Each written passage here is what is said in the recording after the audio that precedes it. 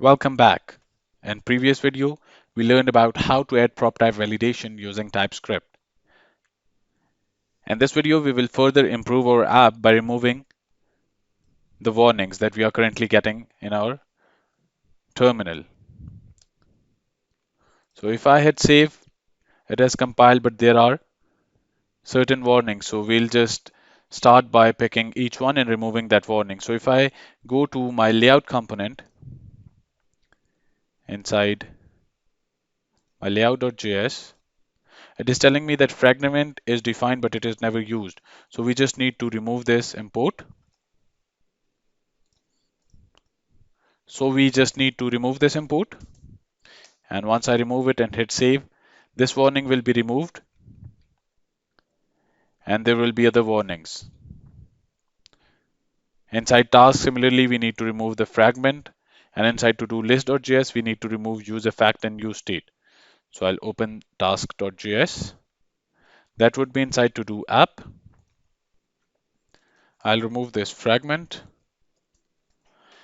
And after that, inside the to-do app, we need to remove this use effect and use state. So now if we go back to the terminal, maybe we have removed the use effect and use state from the wrong file. So just undo the code.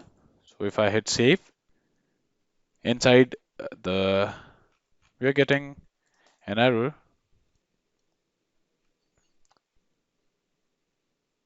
Okay, to-do list, inside to-do list, and we have removed it from to-do app. So I'll go to to-do list.js and I'll remove use effect and use state from to-do list. Now if I hit save, you'll see that the warnings from to-do list component would be removed.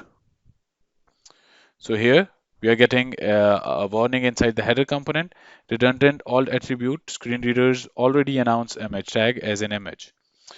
So we need to go into the header component. Inside the header.js, it is saying that this alt attribute is redundant. So let's just try removing it and then hitting save. So image must have alt prop.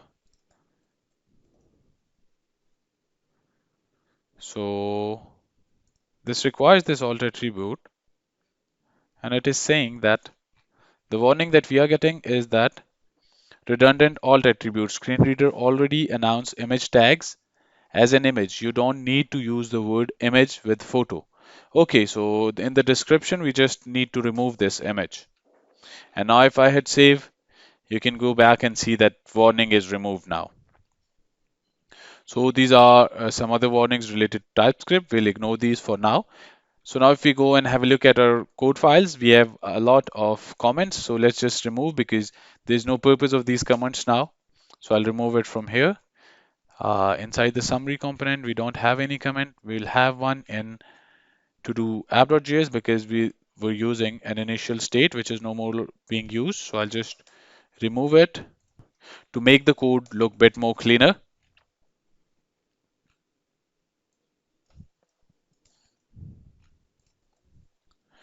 Okay, so now if I go back to the browser where our application is running, hit reload, our application is running as it was running previously. We were able to change the status of the item. If we reload, we are getting the data from the backend. So we have just removed some of the warnings. In next video, we'll have a short summary of things that we have learned in this section. Thank you for watching.